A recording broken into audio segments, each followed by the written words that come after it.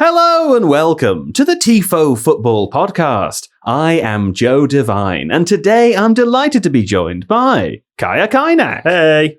It's Alex Barker. Hello. And also, John Mackenzie's here. Hi. Plus, Steve's over there in the control booth. Hello! Yes, there he is. Okay, what did we discuss today on Le Doquette? First thing I should say, because I imagine this maybe hasn't made it onto... No, it hasn't onto the breakdown.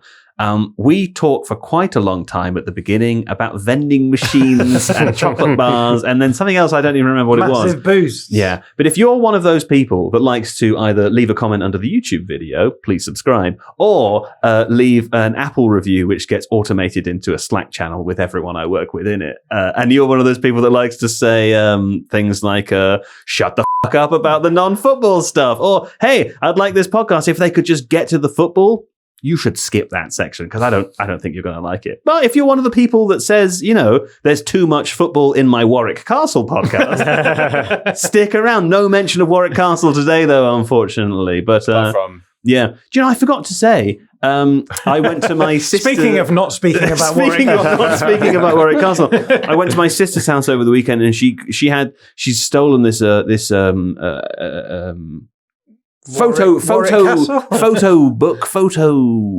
album. Thank you. I was going to say advent calendar. She'd stolen a photo album from home, and I was looking through. I think I haven't seen some of these photos before, or maybe not for many years. And then all of a sudden, there was a whole page dedicated to Warwick Castle with both of us there. And there's in the photo was like the list of all the different events. I was thinking, well, the ghost tower. I wasn't imagining it. It was real. I think the ghost tower's gone now.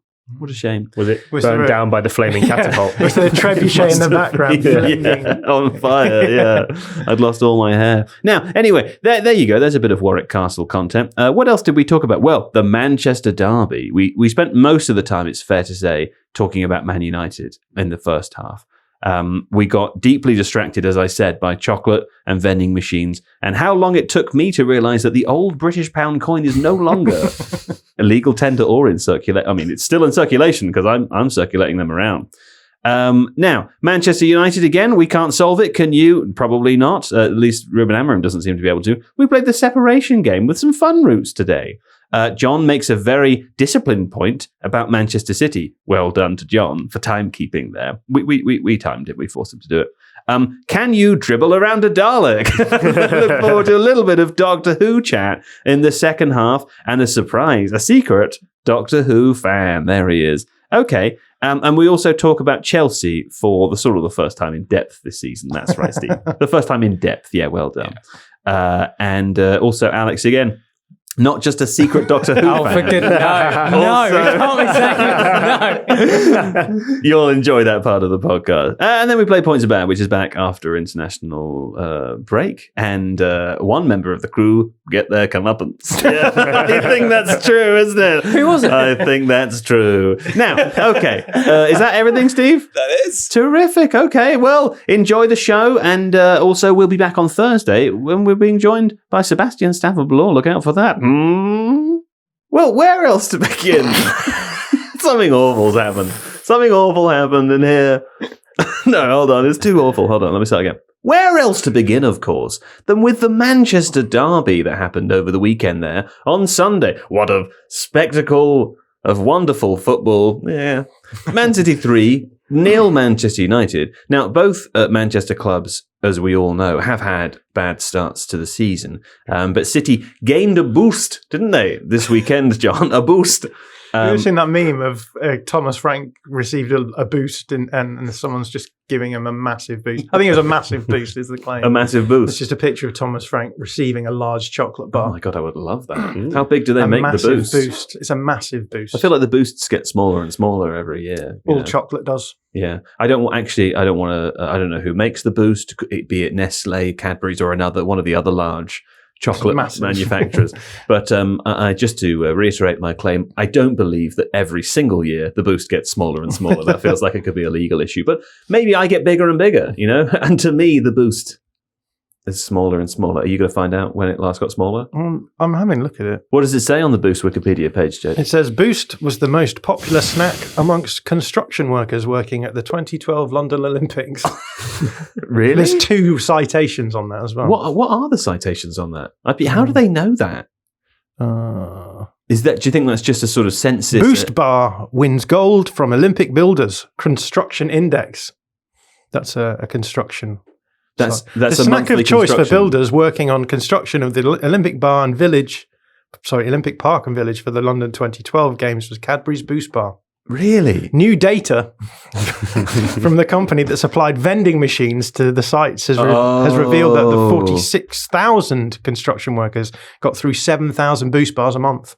Wow, that's rather a lot. Anyone want to guess the next 46,000? The next 3 popular. That's options? That's basically 1 in 8 or 1 in 9 people having a Boost once a month. You know, Yeah. pretty incredible. The next 8 or 9 most popular. No, options. there's three options. One of which is not really a branded option, but Okay, is a Mars bar in there? no, Mars bar's not in there. What about Yorkie? no. Are there any other standard chocolate bars? Yes, but I would say the sort of like it's sort of towards the periphery of the Double decker? Not a double decker. Crunchy. No. A Twix? Ooh, nearly. Is it like a no? Not The a first 3 letters were correct. a Twinkie. Twister. A Twister. No. Twist is what? Twist? Is it Cadbury Twist? It's twirl. Sorry. It's a twirl. A twirl. Oh, a twirl. I wonder if these were just Cadbury maybe chocolates, because twirl is Cadbury, isn't it? And the other one is Whisper. Oh, that's Whispers are good. Is that a Cadbury? Yeah, I believe maybe so, it is. yeah. But then As the other Boost. one, the third one, is Snack Shortcake. Have you ever heard of that? A shortcake snack. I've heard Just of a like little snack one of the showcase. 10 mentioned here. The little biscuits ones. You've not heard of any of these chocolate bars? No. Really? I don't eat much chocolate. Right. Yeah, but I mean, have you ever been in a shop? I don't eat meat, but I know that cows exist. You know. That's slightly different. Is it? I think that's I slightly think so. different, yeah. Okay, I don't eat meat, but I know about ribeye steak. Wagyu. The Wagyu. I've heard of Wagyu. Is what I say when I meet a dog. You know. No, that sort of doesn't really work, does No. it? Anyway, before today, I didn't ever think about vending machine data existing, and now I'm desperate to get my Yeah, hands on that's some. interesting. I'm actually so curious about general London vending machine data. Vending machines are much more of a thing of the past, though, right? You don't see them as much. You say that, but every time I go on TikTok, there's somebody saying you should get vending machines, and look at all these coins I have. You know, Really? yeah, I see a lot of vending machine people, and also there are those people that own laundrettes and stuff, and the videos are basically them just emptying the coins out of That's very or niche. arcade machines or whatever. You know, But I guess we live in a cashless society, right? So it must impact it. seemingly, yeah. I had an experience the other day where I looked at the pound coin that came out of my You wife. told me about this. Did I? Yeah. Privately. Yeah, well, Yeah. no, we were walking around the Tate Modern at the time. Okay, yeah, there you go. So it's a story I shared in my private life also. My wife did some volunteering for the RSPB, the Royal Society for the Protection of Birds and Other Animals, I believe, not just exclusively birds. And she used to get these big boxes of beautiful badges sent to her, like they're decorative, delightful, all the different birds, different animals. I've bought so many of them as gifts for people over the years. They're fantastic. And she had this big old box of pound coins that she had to deliver back, which have been accruing in there for some time. And I looked in there the other day because we moved house, and there was some pound coins. Oh, that's a pound coin. I haven't seen a pound coin for ages. And she said, that's an old pound coin. I said, what? What? An old pound coin? What is that? She said, that's not legal tender anymore. I said, what? You're joking. That's not legal tender anymore. Turns out it hasn't been legal tender for like 8 years. Yeah, it's 2017 or something. When was this? When was this? This is the other day. The other day? Yeah, I guess it's just like a couple of them got stuck in the box or whatever.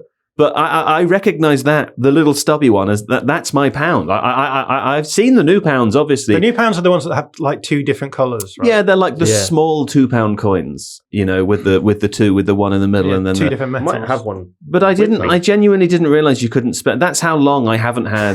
There it is. Look at this. That's what a pound coin it looks like in like a dollar coin. And in your head, it's the old one. Where in my head, it's the old one. I didn't realize with they the were out little of striations on the yeah. side. Yeah. And I've 100% somewhere I've got a big old bucket of loose change I've just been collecting for years and years.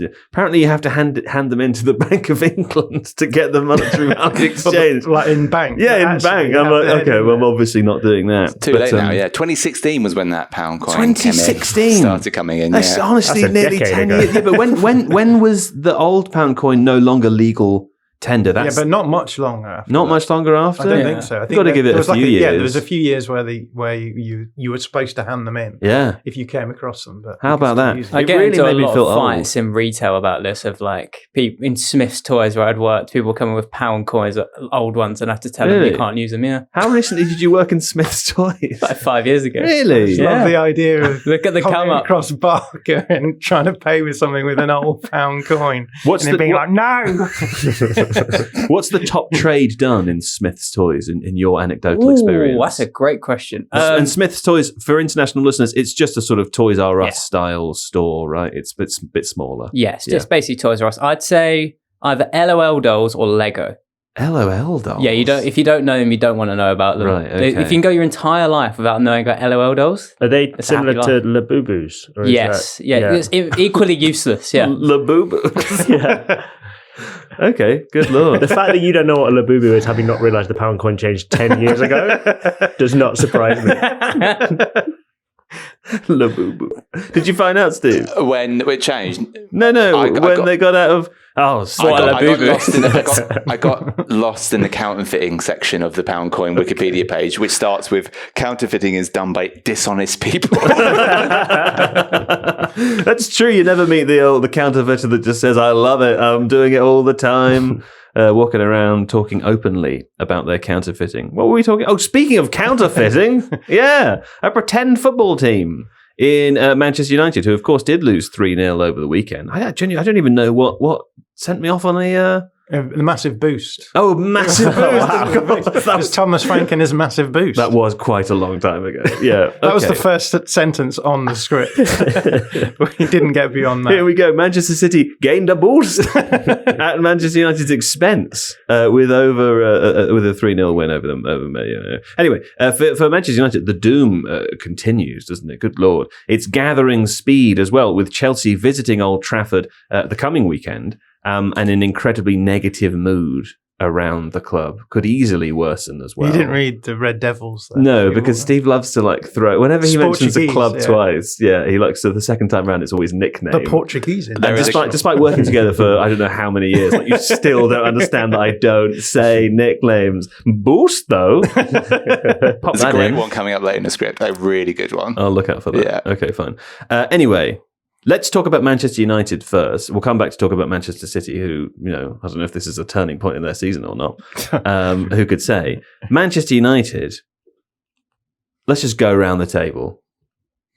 Should Amorim be sacked if they lose at Chelsea? Oh, I mean, I think my argument for Amorim is like he shouldn't have got to this point. Right. So it feels a bit hard. Shouldn't have got the job at all, or shouldn't have got this far. Could argue shouldn't have got the job at all, but Right. definitely I don't think should have lasted beyond the summer. I just don't think there's been any evidence that is worth buying in. And I think there is a debate in Manchester United fans, right, of whether it's individuals or the system and how much of it is Amorim's fault.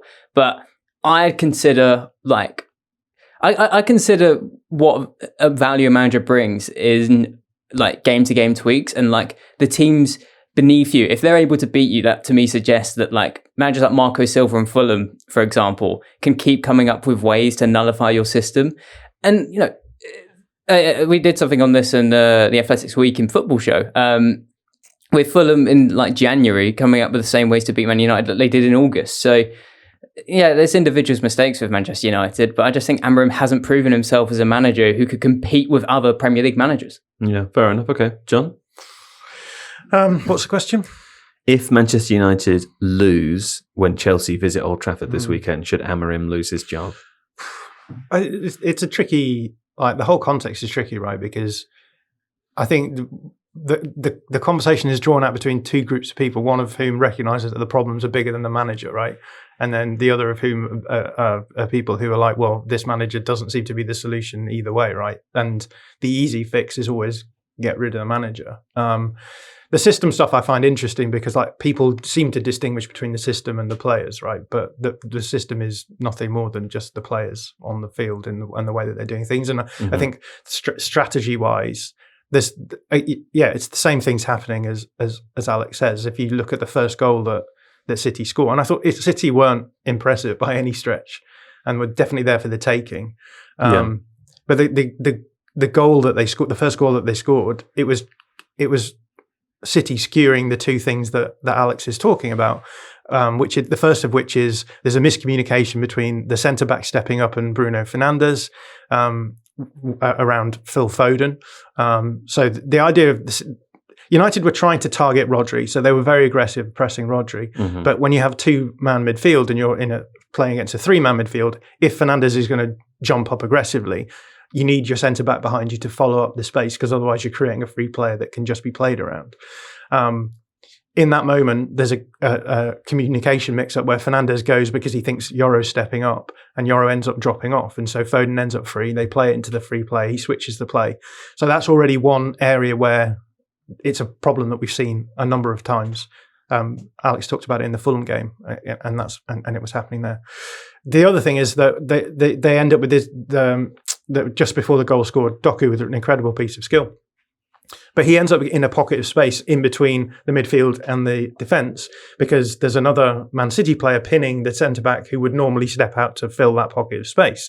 So again, it's something that you can do to sort of create space that can then be exploited in certain situations. And it's a known option. Yeah. And I guess that's it, right? For me, it's kind of like, okay, you've got teams like Fulham coming out and being like, we know that this is how we can find ways of exploiting them, and not even just like in the past. I think you would have, well, we know how you exploit Man City, right? You go long and you hope that the balance goes in your favour and you get your chance and they don't take all of theirs. This is like a strategic approach where you're actually able to largely control the game in the middle, right? Which is something that a team like Manchester United, I don't think they shouldn't be engaging in those kind of battles. They should be making sure those kind of battles aren't even an option to start with, potentially. And then I guess the video I've made this morning is just looking at the fact that City went with a really aggressive press. They left weaknesses in their own structure on purpose, but I think they were very accessible weaknesses, and United didn't start exploiting them until after they were 2-0 down, really. And again, it's those kind of things where you think, well, I think a better manager would probably have found fixes for the defensive structural issues by now, and a better manager would have gone into that game having watched the Wolves game, where Wolves play a very similar approach to the way that Man United play, and said these are the areas where the weaknesses are, and it started exploiting them from the beginning. Obviously, he's at half-time, he's had a conversation with the players and said, let's try and use the wing backs a bit more, and they were much better after they started doing that. So that is a positive. But I guess it's those little. It's the game is now so sort of details oriented that if you aren't on top of it from the very beginning, then you're in danger of falling behind before you can start making a positive impact. Well, let's come back to that, because I think the next question is about the system. But the original question to you first, Kai, if they lose when Chelsea come to Old Trafford, should Amorim be sacked? Tricky. I know you love the system. I don't know where this joke has come from. You're obsessed with it. It's bordering on perversion. It's disgusting.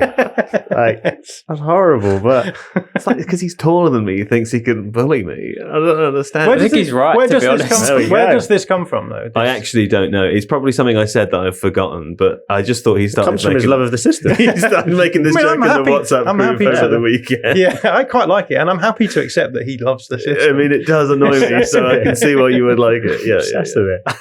But I think the reason it was, and you asked Alex, should he have been appointed in the first place? And there's genuinely a good debate to be had there, because Man United, the squad's like a mishmash of loads of different managers who have been given lots of money to buy players that they want, and you don't really know what the identity is. And I think we saw that under Ten Hag. We still didn't know what he was trying to do at the end of it. And the one thing that I think all of those guys who've been brought in kind of have in common is that none of them can play in a 3-4-3, really. So if you appoint Amorim as a very sort of wedded to a system manager, I think you can't then sack him almost immediately because the players he's got available to him don't fit in that system. You have to back him, which they did do in the summer, to be fair. And there's lots of fair questions about was it wise to spend 70 million on Benjamin Sesko when they clearly needed midfielders to fill the system, or wing backs to make the system better, or centre backs to make the system better. So I think it would be probably, having gone this far down the road, it would be the wrong thing to do to sack him. I think maybe then United have to accept it's going to be bad for a bit longer and then just keep backing him in transfer windows. But that in itself is a risk. I would understand if they got rid of him. But then again, you look at who's out there. Like, I was just looking now at the three available managers. Like, it's Gareth Southgate, Joachim Löw, Spalletti, Xavi, Thiago Motta. Like, there's Ole Gunnar Solskjaer. Ole Gunnar Solskjaer. Eric Ten Hag is available. Yeah, nice. But there's not a great deal of Mourinho. Yeah, all the X's. Ireola? No. I don't think he would fit, Okay. Well, as you have so lovingly brought up the system a number of times. You put it in the script. It's not in the script. Let's talk about it, though, even though it's not in the script, because I love it. The reason I talk about it a lot is because, and I'm going to pick up what you were saying, John. I think when people say change the system, what they mean is play a back four, which is almost irrelevant to the conversation. That's what I mean. I don't love the system. I don't, because you love a 3-4-3. I don't care. I'm like totally neutral in the system. I don't find it interesting at all. What I find interesting is this notion that there is somehow a simple fix of like play a back four and then it will all be solved. It's just not true. And I feel it's becoming a boring sort of gotcha for anyone who wants to take a stab at Manchester United, that when there are so many reasons to stab, and that's just not one of them, right? And so my kind of thoughts off the back of the weekend are, it's not the coach. Like, yeah, the coach could, like, fixing the system to me could be tweaking for the defensive vulnerabilities that you just identified, right? Or making it so that it's not completely obvious to every single opposition team exactly what you're going to do in every game, right? You don't have good enough players to do what Pep Guardiola does, which is to play however you want and the opposition be damned, right? The Manchester United don't have good enough players to do that. So there are ways in which they could tweak the system, change the system, however you want to describe it. It's just that's not what people mean when they say it. And the second thing is, how many times have we been here now? How long have we been doing a podcast for? Too long, right? This happens every single time Manchester United appoint a new manager. There is some excitement about it. Things sort of don't really go well. There's, for a prolonged period of time, you give them time, and then all of a sudden it just turns, and the crowd turns a little bit, the fans turn a little bit, and suddenly the biggest issue becomes the manager. And just to be very clear, there's a division between these two things, right? Like, on the one hand, it can both be true that it's not the manager's fault that all of this is happening, and you have to sack the coach, right? Both of those things eventually always become true with Manchester United. They were true at the end with Ten Hag. It wasn't true at the beginning. At the beginning, it was, this club is broken. It has nothing to do with who the coach is or who the manager is. At the end, this club is broken and they have a toxic coach that they need to sack because of not specifically Ten Hag, but any of them, the toxic situation where they need to sack the coach because everyone's been together in this horrible, awful for the last year or two. So I wonder, are we approaching maybe the time where that's the case with Amorim, where regardless of whether he caused this or not, he has to go? I think it's worth saying, like, it does feel like with the Manchester United manager that they're having, like, the things you're speaking about, it feels like it's been going on for ages. I do think it is worth making a point with Ten Hag and Amorim. They share a similarity where there's a Manchester United analyst called Varun Vasudevan who's pointed this out recently. Two managers in a row now, Man United have hired a manager who's been used to bullying weaker leagues at one of the most dominant teams. Yeah. And both of those managers have, like, made similar mistakes, you could argue, where, like, they are trying to implement things that just come across naive and not adapting to a league that is much higher in quality. And like the argument at Spurs, you could say. Yeah, as well, right? Yeah. And you could make the argument the way that Man United should have dealt with that is what Spurs have done, which is like hiring someone like Thomas Frank, who might not have it might be not be as high a ceiling. That point you're talking about with, give Ten Hag, give Amorim time. They've had success before, they can reach that ceiling. Maybe the answer is just like accept you're not in a position to be able to go for that, and buy get a manager who's more like a Glasner, who's got a lower ceiling but at least a higher floor, who can compete with our Premier League teams. The counter to that would be Ole Gunnar Solskjaer, Jose Mourinho. Like, both of those coaches are coaches that do what you just described. And during those times, what happened was fans and pundits eventually called the style of football boring, said it certainly wasn't entertaining enough, or that it wasn't, in the case of Solskjaer, that it wasn't like recreatable enough, that they were entirely reliant on scoring goals on the counter, and that in order to be like one of the big elite teams, they needed a manager who wanted to fight for their own destiny as opposed to like be entirely reactive, which is why they went and hired Ten Hag. It's why they went and hired Amorim. We're now back at a stage where they're just like big West Ham, right? Like, they get David Moyes and then they try to get somebody else to change the style of football, and it goes to absolute and they get David Moyes again. Maybe their next appointment will be someone again like Ole Gunnar Solskjaer, but they have tried it. I mean, I think they've tried it, and I don't think the method is wrong there. I think like Ole Gunnar Solskjaer working out for a bit, and then people saying, "Okay, now's the time to get more of an elite manager, aka a Guardiola or a City." I think that's a good method. I don't think that was the mistake. The mistake was thinking that manager is Erik Ten Hag or Ruben Amorim or Ralf Rangnick. Yeah, or Ralf Rangnick even. Yeah. I think that's the mistake. It's the method isn't wrong. It's the managers you've hired have been wrong. Okay, so who's the right manager? I present John McKenzie to give you the answer. That's unfair. But yeah, I do think that you say we've been doing this podcast for ages. When Ineos came in, we spent a huge amount of time saying this is what needs to be done to fix this. Right? You need like a root and branch rebuild of everything. You need to have a sporting director who is the person with whom the buck stops. Mm-hmm. Is that how it works? The stop bucks, yeah. Yeah, the stop bucks.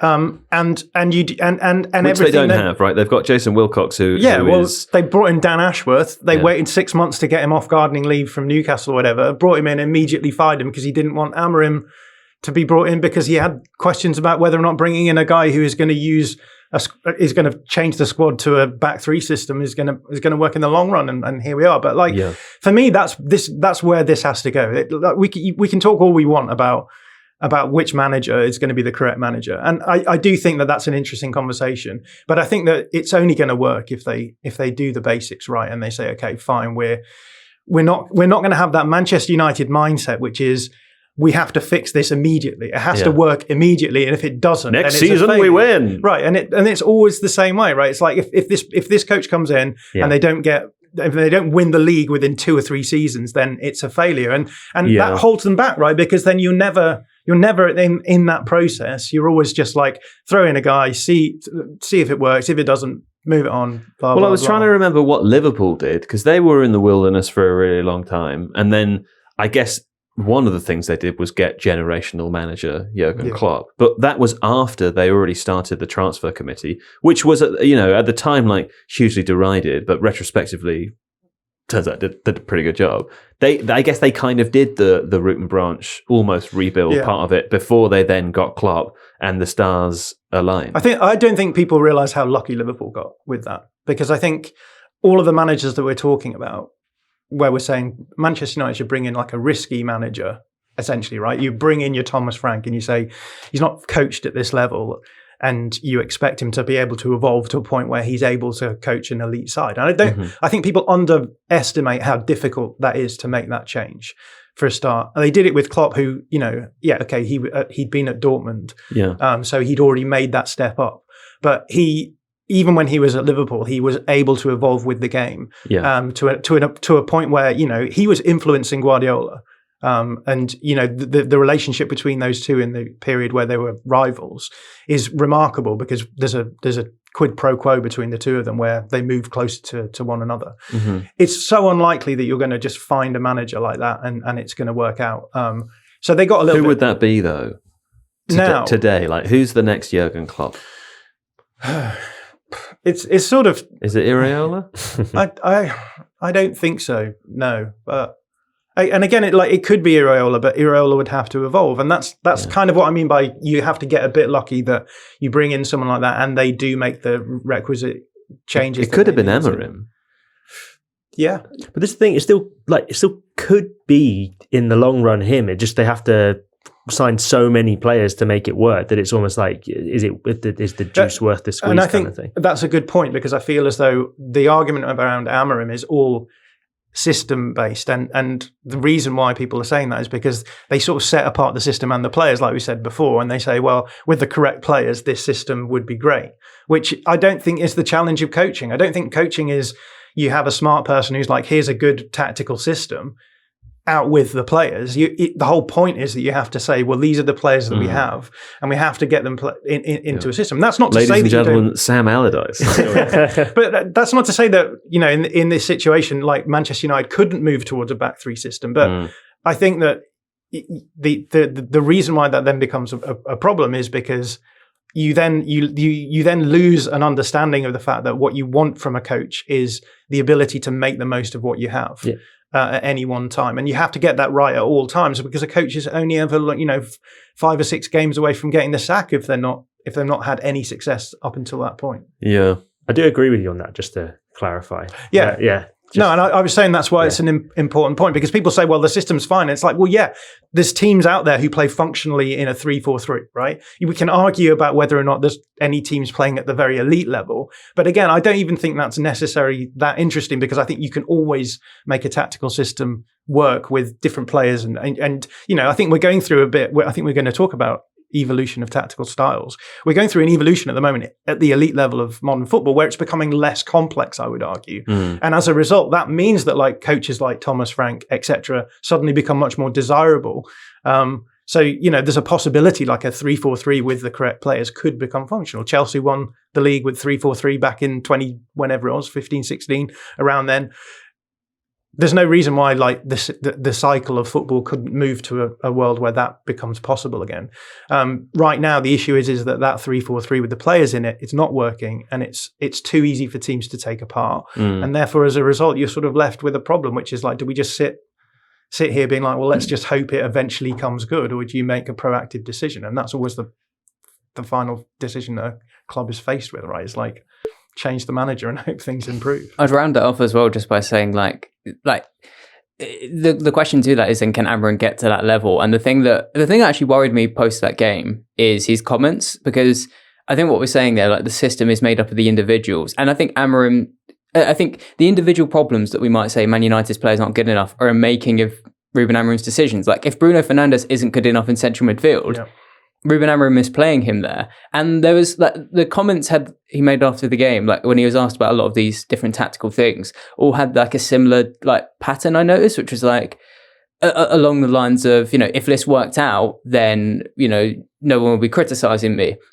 And I just think that kind of misses the point. Like no one's saying if Bruno Fernandes and the system you're playing works out, it won't be criticised. The problem is it's not working out. if John had hair, no one would call him bald. Right, yeah. I don't know if that's true, to be honest. I would still call you bald. Yeah, that's true. This is a really important... Can I say that just to I love his new approach to post-match interviews, which is to be like, yeah, fucking find me. What are you going to do? You going to find me? He went through a phase where he was like, I should step away. Yeah, and now someone said to him, don't do that. Make them fire you, I love it. But coming back to that's entirely the point, right? Is that systems are managers just choosing the players to play in certain ways, and I think people think that a system that doesn't work is a system where there's no logic behind it.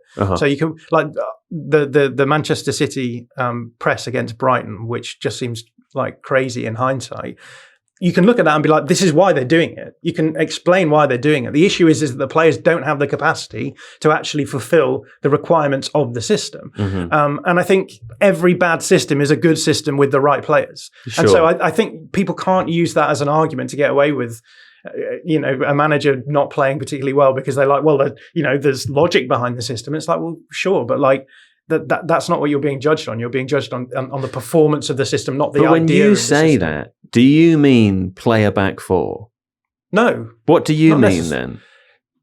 What I'm saying is that I think that the issue with the coach here is not that you could argue that flexibility would probably help him a little bit, right? Sure. Whatever. But in this situation, the issue for me is that even if you say back the manager, let him have the players that fill the system. We've already had a window of that where they spent hundreds of millions of pounds, and the result. I believe it was 200. Yeah, 200 million pounds, which is also known as hundreds of millions of pounds to sign the players that he wants. And already we're 4 games into the season, and we're like, do the midfield have the ability to do the things that the midfield should be able to do? Mm-hmm. Have we got the right wing backs here?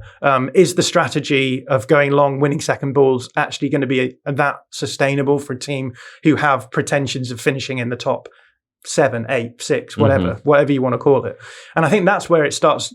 That's where the argument starts sort of fraying at the edges. It's kind of like, well, if it had been the case that this summer that United had bought a load of players who you look at and think, okay, I can see where this is headed. This is headed in a positive direction. He's fixing problems that everyone sees. He can't. To be fair, though, he kind of was doing that because last year they couldn't score any goals.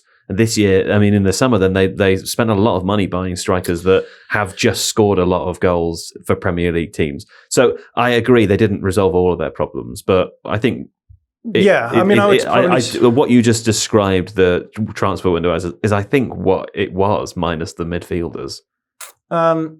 Potentially, although I don't think that tactical solutions are necessarily like, oh well, let's just bring in people who've scored playing for other teams. Therefore, but the common criticism was like you can't just go out and buy Rasmus Højlund, who's never played in the Premier League before, and also he didn't score that many goals at Atalanta, and expect him to turn into a goal scoring machine. All of the conventional received wisdom is by players who've proven it in the league before. We've said that here before. Sure. They did do that. They went and bought 2 players who were in the top 10 for goals scored last season. I don't think that's a bad idea. And one of their biggest problems was they couldn't score any goals. Solution: go buy players who can score goals. And they've signed those players, and they're already not scoring 50% below where they should be per expected goals. Oh, absolutely. Yeah. Suggests that maybe the solutions are going to be a bit more tricky. But but that's my opinion on it. I think that a lot of the conversations, it's people talking past each other because what they say when they say system is what you're saying, which is like the 3-4-3, or even just as simple as like playing a back 3. That's why I want you to elaborate, because otherwise people say, oh, John McKenzie also thinks this. But John McKenzie doesn't think playing a back 4 resolves Manchester United's problems. No, definitely not. But I also think that you could bring in a coach who played a back 4 and they would be better. Sure. Which is maybe a different point entirely. That was the original question. Which coach? And I'm sort of with Barker in that I think that maybe what is required now is just a floor-raising manager. I think there's plenty of them around. If you get to the end of this sentence without saying a name, you're in trouble. I think they should sign. I mean, it's hard to look past Ole Gunnar Solskjaer. Okay.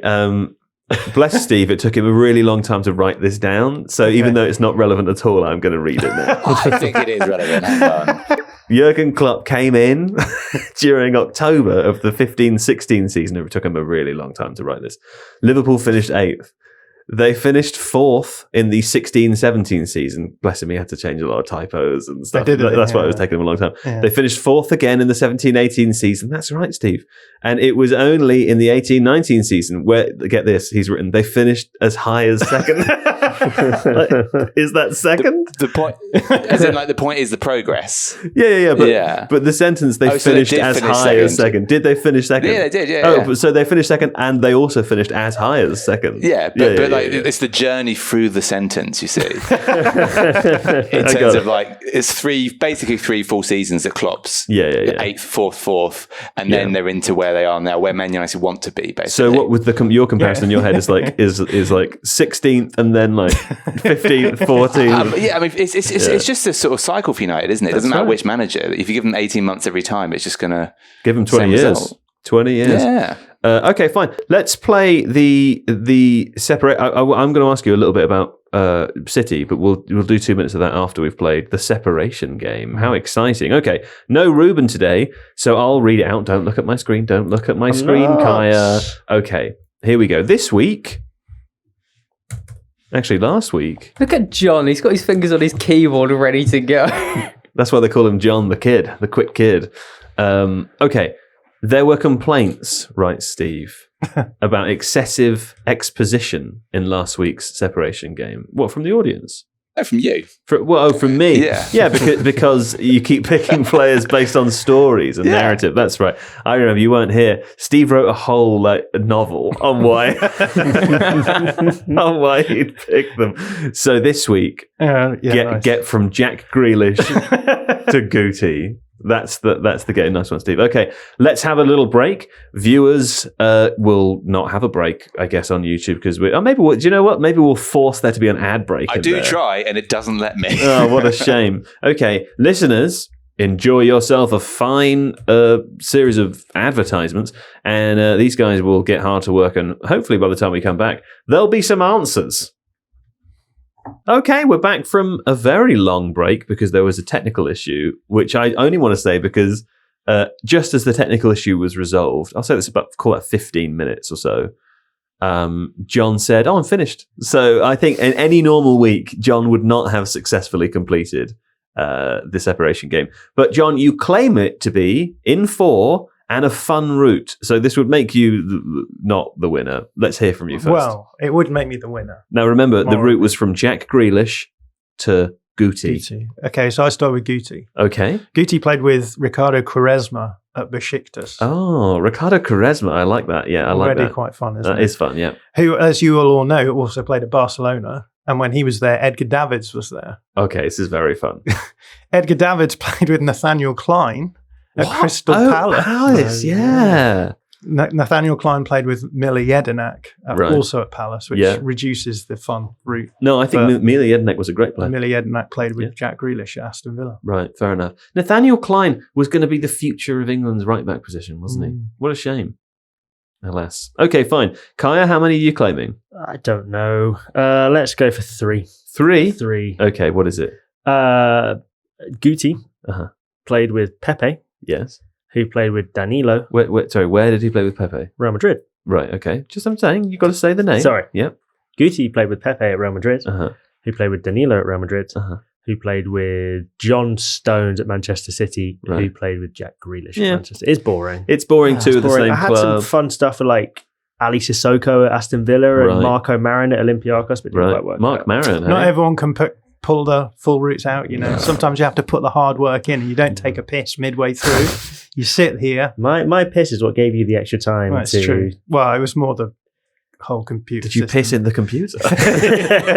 I hope not. It was a very dark scare. Anyway, sadly, neither of you have prevented the worst from happening, which is Alex Barker. Look at him. Smile is so terrifying. All right, come on. You say you got it in 2, Alex. Why are you staring right into my eyes? Because you mentioned Danilo, which is a fun player. Can you remember who he was traded with? Well, let me tell you.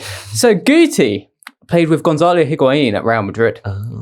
Who played with João Cancelo at Juventus. Who played with Jack Grealish at Man City. Very nice. Very nice. Well, here's a fun. I'm going to say Steve's is maybe close. It runs yours close to fun. And it's in 2 as well. So it could be the overall winner. I don't think we've never done this before. We've never allowed Steve to be the winner. But Steve did have unlimited time. That's true. Steve starts with Jack Grealish, making 1 appearance in the 13-14 season for Aston Villa, right? So it's already quite fun. Alongside captain Ron Vlaar. Remember Ron Vlaar? Fabulously large man, who played, of course, at Feyenoord with Royston Drenthe in the 05-06 season, who played at Real Madrid with Guti in the 08-09 season. It's pretty fun. That's good. Some classic throwback names there. I'd rather that win than What Alex. a shame. Barker didn't win. That's tragic, really. Congratulations, Alex Barker, on your technical victory. Okay, fine. Now, John, here's a fun bit. I'm going to time you because we're really on the clock now. You get 90 seconds to summarize Manchester City, and here's the question I want you to work out how to navigate around before you just talk about whatever the you want to do anyway. As we all know, is your want on the Tifo podcast. Is the Man City wobble over, given that they won 3-0 against Manchester United, or were they there for the taking and Man United just didn't do it, and your time starts now? Okay, so over the last few seasons, City have struggled with teams who've tried to attack them directly, either through turnovers and then counters, or just going as direct as possible.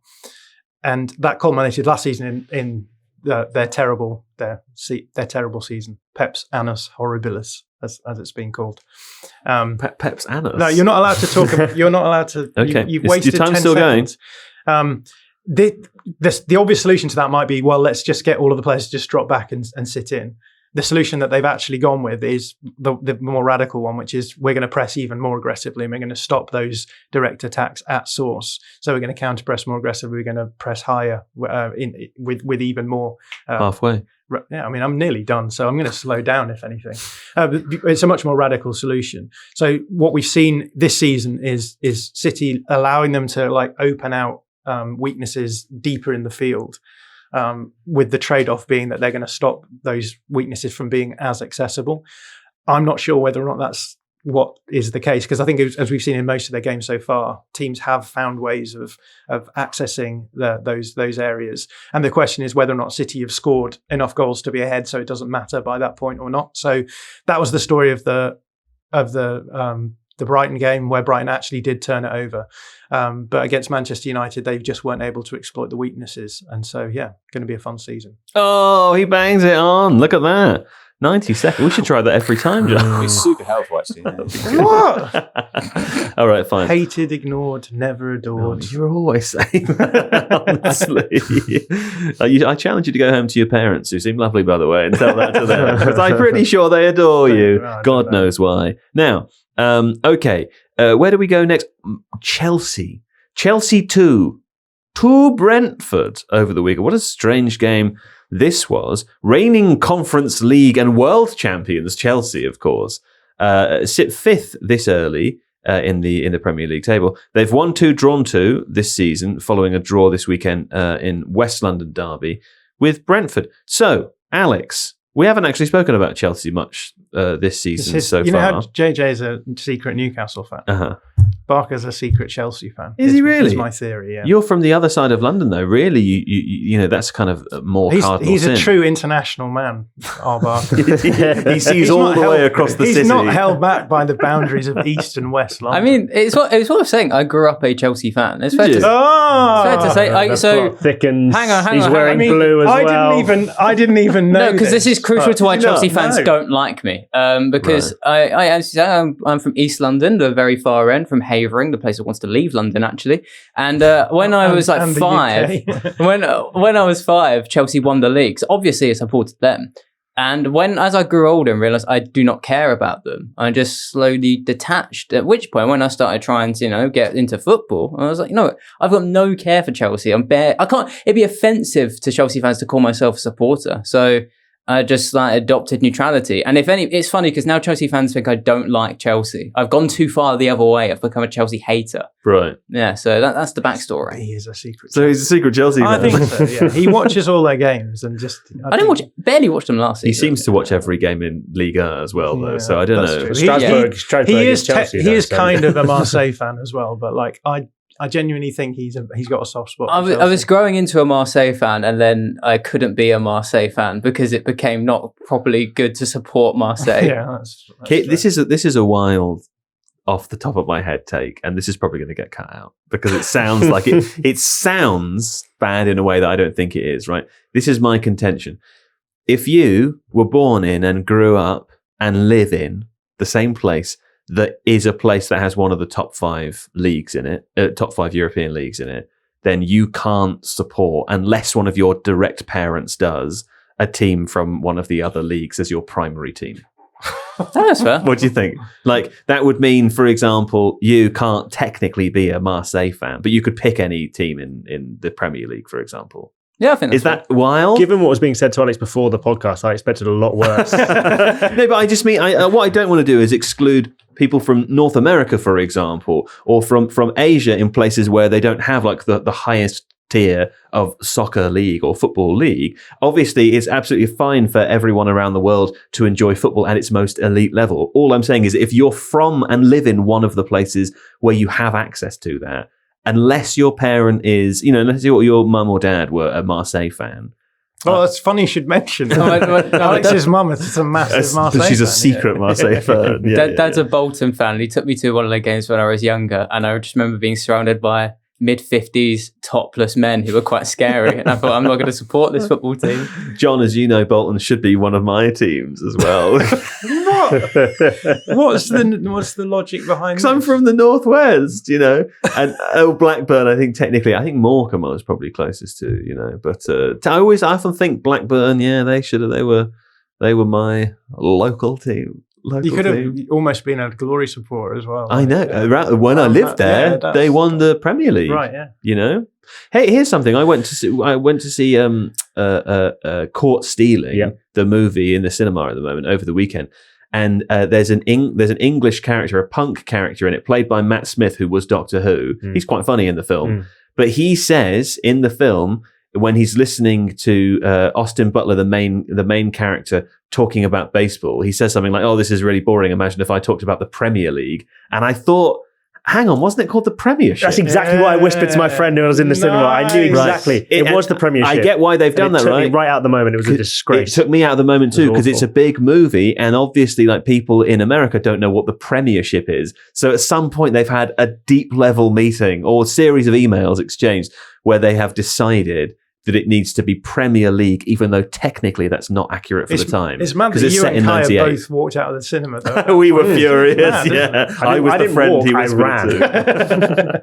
It took me out of the moment as well. I was really enjoying the film up until that point, and then I remembered bureaucracy. Exactly. Wasn't Matt Smith Arsenal Academy product? Yeah, he was also, I think he might have played up front for Blackburn, actually. He was not that one, but there was a Matt Smith. But Matt Smith, that one was a footballer. The Fulham Leeds. Not the Fulham Leeds. Doctor Who? Doctor Who was a footballer in his youth, I'm pretty sure. Doctor Who was, or Matt Smith was? Matt Smith was. Yeah. That's why in the Doctor episode, The Lodger turns his mind to. I was going to say, Doctor Who is surely sort of like infallible and immortal. So if you've tried long enough and hard enough, you could be a footballer. He also plays against Daleks, and they're rubbish. They can't even dribble right around them. It's quite easy. Them, they can't head the ball. They're just cones. This one, Series 5, I think it's episode 11, The Lodger. Matt Smith. Here we go. Matt Smith. Here we go. Sorry, do you know the series and the episode? Yeah, there's an episode where he stays around James Corden's house, and James Corden is like, "Oh, this guy's really good at everything," and Matt Smith goes to play football, and they don't get a stunt double. Matt Smith is just able to play really good football. Wow. Yeah. How about that? Do you know, I used to work in a pub with a guy named Tim, who was lovely. It was a theatre pub, and I think one of the reasons he wanted to come work behind the bar was because he was a young writer, and he wanted to write theatre, and he was obsessed with Doctor Who beyond anyone I've ever met before. And now he writes for Doctor Who, and I love that. That's nice. Or at least he has done at some point in his career. A Whovian, is that what they call them? That's what they're called, isn't it? I love that, though. I feel it's kind of rare you meet people who say, "I'm going to do this thing," and then they do it. It's great, isn't it? Love it when that happens. Anyway, what were we talking about? Oh, Chelsea. Yeah, that's right. You're a secret Chelsea fan. I remember now. So my question to you was, why do you love them so much? Just reading what Steve has written. Steve's written this. We haven't spoken about Chelsea at all on the podcast so far this season. That's not true, Steve.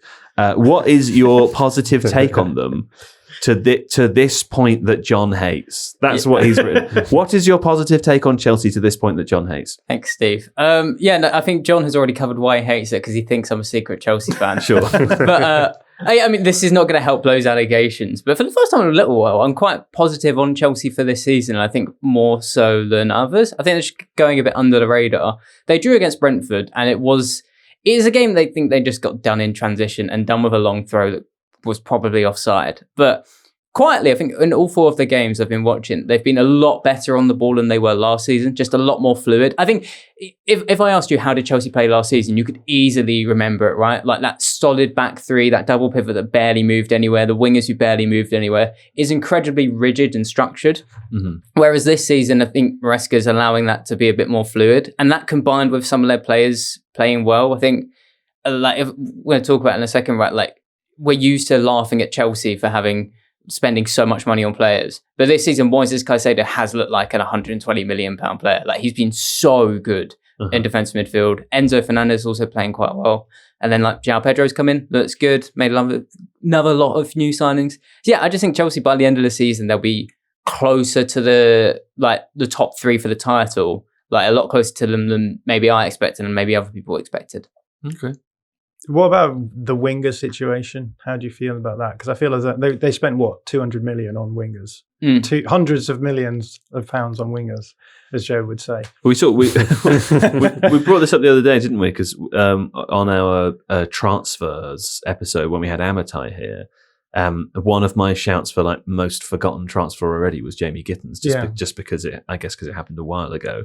But they brought him in, and then they also brought in Garnacho, and then also they've got Estevao and they've got Buonanotte, Pedro Neto, Tyreek George, Estevao. I mean, there's just many players that play in those positions. But I think as a bunch of rotation options, there's no one in that group to me that stands out as a player who is going to be immediately producing enough for them to be good enough potentially. I think they all have the potential. They definitely have the potential to do that. And Estevao is like probably like not far off that level already. I think next season he's going to be the best player in the world. That's a bold statement. But yeah, I think the other options I kind of just feel as though, and I like all of them in their own way, but I don't know. It just feels to me like their transfer policy has meant that they just end up in these bizarre scenarios where it's kind of like, oh, you got to make all of these square pegs fit in these round holes. I agree with you on the other stuff, and I think they will be better than last season. But I guess the reason why I've got them fourth in my predictions at the beginning of the season is just because of the consistency stuff that we talked about a lot last season, and we're already talking about them 4 games in where they've dropped points in 2 games against Palace and Brentford now, and I guess for me, those are the games that really can halt you from really pushing in a title. Can hog you? Halt. I thought you were talking. I don't know how you would say it. Halt. I would say it halt. Yeah, sorry. They can hold you. Those are things that hold you back from really being like consistent. Hold you back. Okay. Yeah, I wasn't sure what word he was saying, Steve. Halt. It's hard to hold. They say on the terraces of Ewood Park.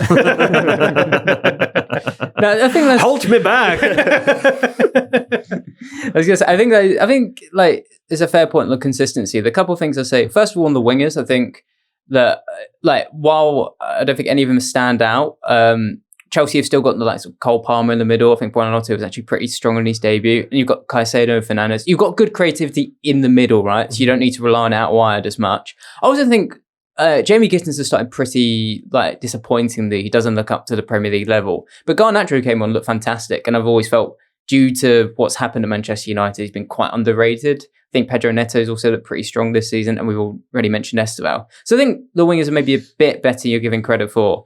I think to be clear, I think they are good. I just think that for them to step up to the next level, I think that's fair. Those players need to be consistently scoring. Like if you look at all of the other teams, and the fact that they sold Madueke, right, who's played. Don't you smile? I've been biting my tongue for so long. Madueke had a fantastic game for Arsenal at the weekend, and I think you look at that and you think.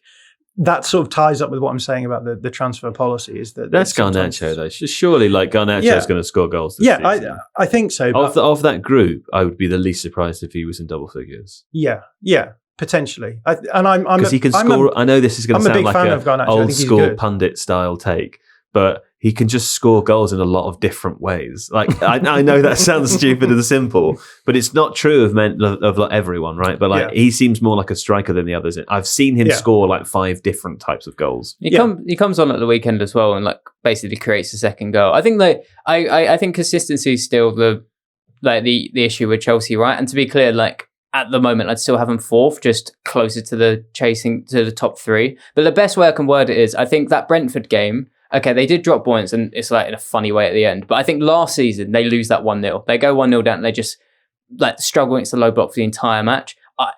I think they're now more capable of doing what they did, basically, fighting back into it, getting ahead. And if they hadn't collapsed at the end, we'll be talking about Chelsea 3 wins out of 4. Difficult draw against Palace, which most top teams struggle against anyway. Yeah, and I think they've got the best underlying numbers this season so far, Chelsea. So I'm not wanting to suggest that I don't think Chelsea are going to be good this season. I just, when it comes to having my opinions changed about how good they're going to be, I'm not sure that they're going to necessarily make the jump this season. Maybe next season, and those players, you'll have Garnacho who will have been there for a season. Jamie Gittins will hopefully have started. Developing to a level where he's going to be a great backup option, etc. Right? And we've got Seb on midweek as well, so maybe we can ask him about it.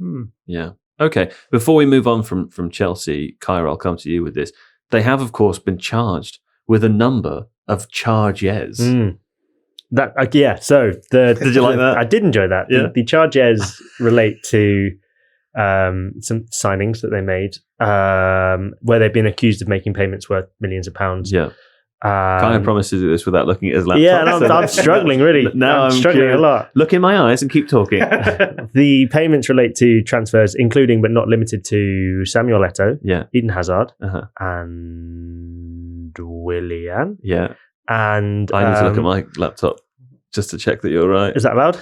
He's correct. Thank you. Yeah, well done. Basically, the new ownership when they came in, Blueco, Clear Lake Capital, found these issues that had gone on under the Abramovich era, decided to report them to the FA and sort of as a new start, fresh start, clean slate, if you will. I'm definitely not trying to fill for time by coming up with different ways to say new start. A goodwill gesture. Yeah, a goodwill gesture. Yeah. And the way they chose to do that, they reported themselves to the FA. And there were discrepancies, weren't there? There were. Yeah. And the FA have found the discrepancies. All right, you can read. Go on. I don't know where I am on the page. Club sources speaking anonymously to The Athletic to protect relationships say this is more of a tax issue and a financial settlement has already been reached with HMRC is what I would have said. Yeah. Okay. That's fine. Worth saying, it seems to be something that Chelsea have self-reported. It is an issue. I suppose, I know, but I'm summarising it because of your uncertainty. We should also add as well that there's no indication whatsoever that the players that we just mentioned, them or anyone involved with them, have done anything wrong either. Yeah. You know. Well, so there we are. That explains that then on the Chelsea charges. Thanks, Kaya. No worries. And good job, sort of half not looking at your computer. Well done. Well, we were going to talk about Arsenal, weren't we? But unfortunately, we've run out of time. We talk about Arsenal every week. Oh my God, every week. Yeah. Well, I wonder why. One wonders. Not so secret fan over there in the control booth. Control booth. Now, let's skip that section and inform listeners. Of course, the Champions League returns this week. It always feels very early. It catches me off guard how early it is in a new season. Here we go. Here's what Steve has written for me this week. Cynicism about UEFA restructuring Europe's elite club competition aside. I'm glad we've got that out of the way. Steve. There are some very exciting games this week in the Champions League. Well, that's where we should have started the sentence.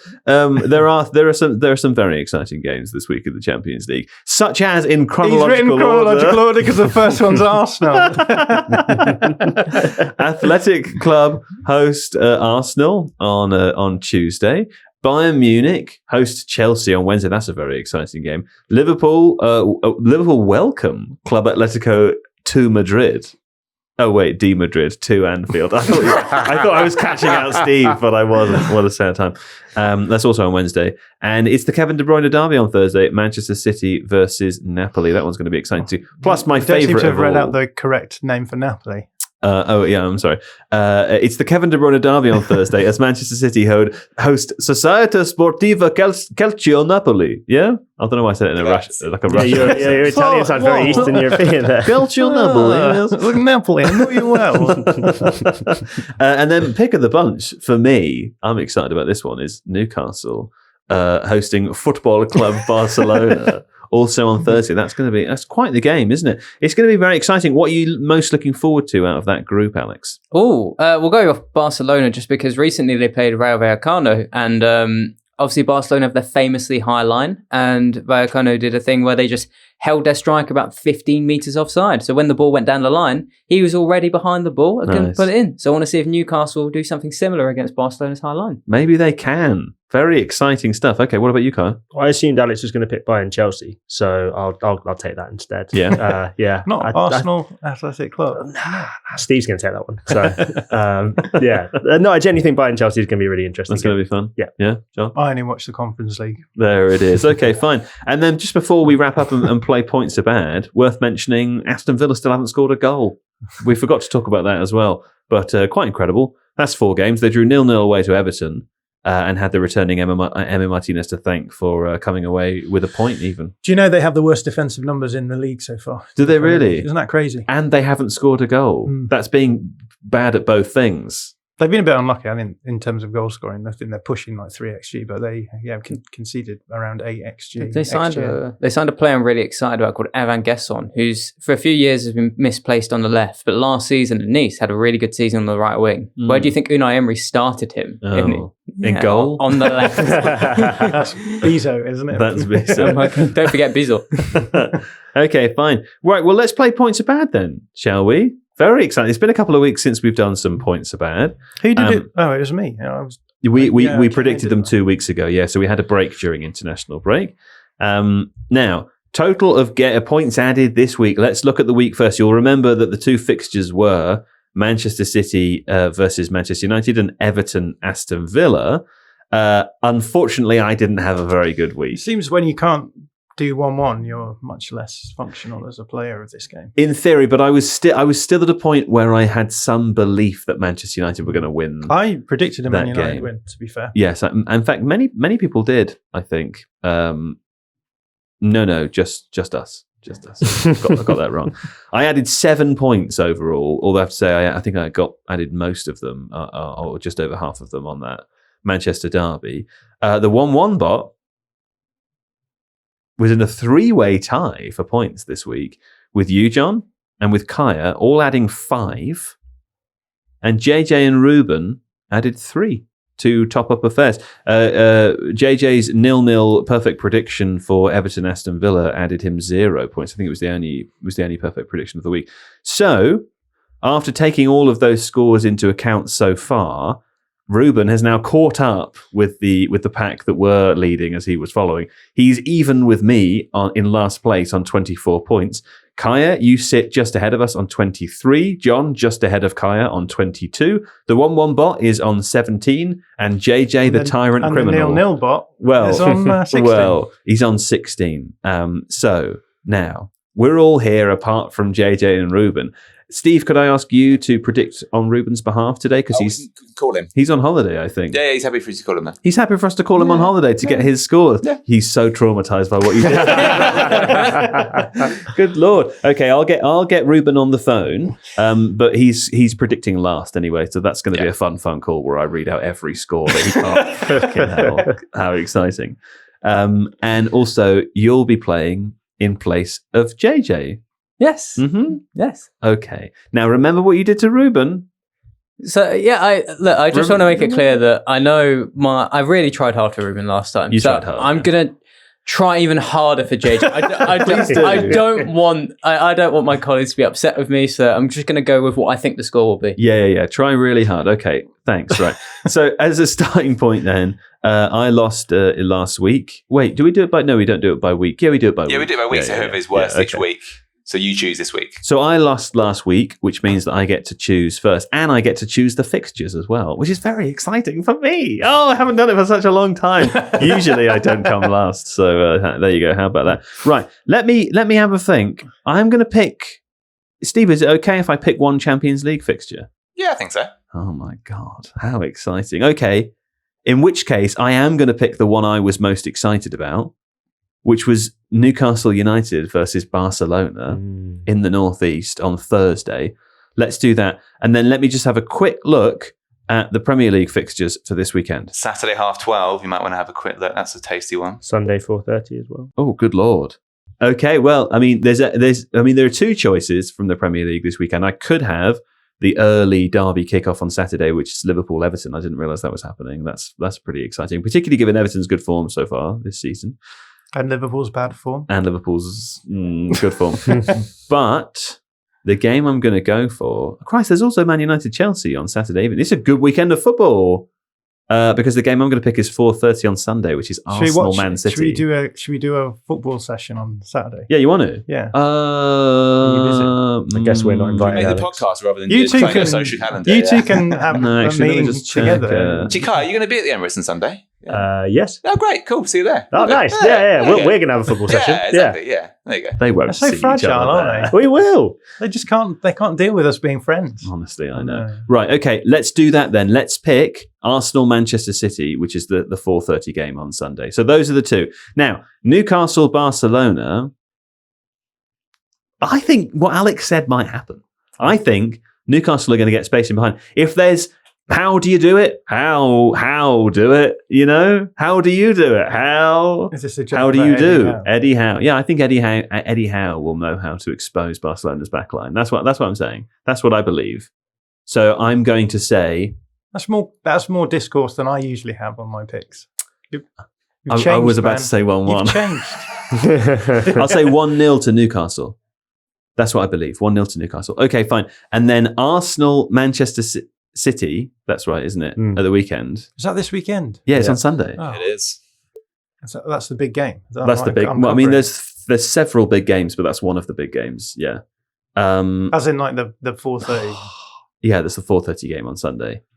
Christ alive! I actually have no idea what to pick. No idea. I really don't want to say it, so I won't. I'm going to say Man City 2-1. Man City 2-1. I just don't think Arsenal will win that game. I just don't think they will. So there's something. I was almost said 2-1 Arsenal, and then something in me just went, "That's mental. Don't say that. That's wrong. That isn't going to happen." Okay, who's going to predict next? Next up, well, technically it would be the 1-1 bot. Next up, we have a tie between John and Kaya. But Kaya, because you are just behind John in the overall scores, you get to go first. So first, please, for Newcastle, Barcelona. 3-1 Barcelona. Oh, wow. Okay. Yep. And then Arsenal, Man City.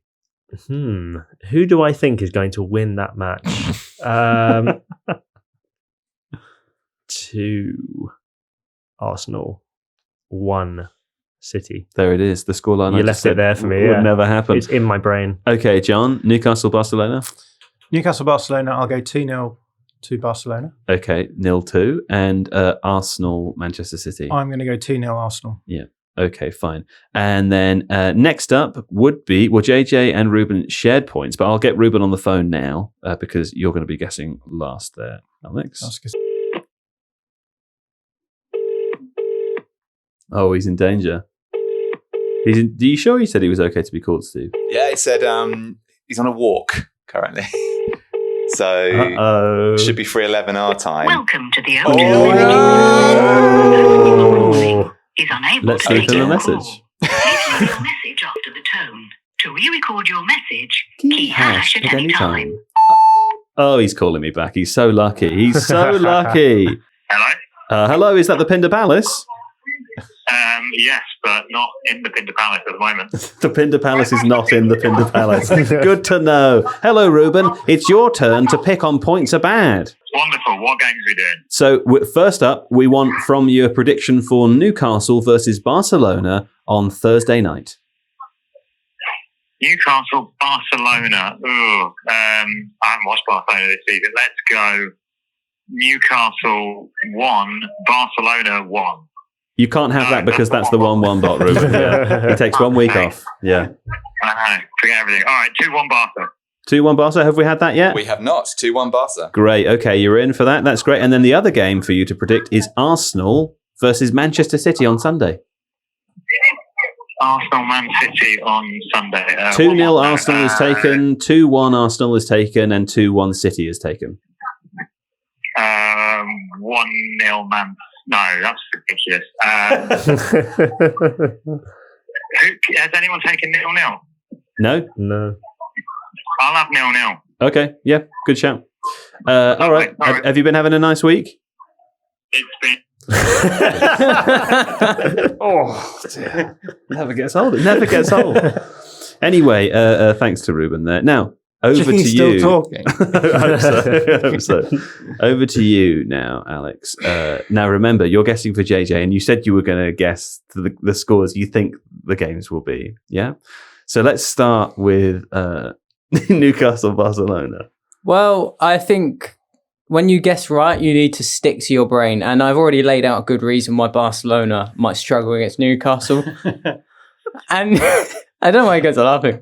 Newcastle was worth a really good record at home in Europe. Last time they beat PSG 4-0. Oh, yeah, it's true. It's really true. So, but to be fair, I don't think Barcelona are as bad as PSG weren't then. So I shouldn't They go won that strong. 6-0 yesterday as well. Yeah, so Barcelona good strengths. I'll go 3-0 Newcastle instead. Yeah, that sounds fair. Okay, good. And then the other game was Arsenal versus Man City on Sunday. What do you think about that one? Again, I'm a great listener. Listen to John for 90 seconds talk about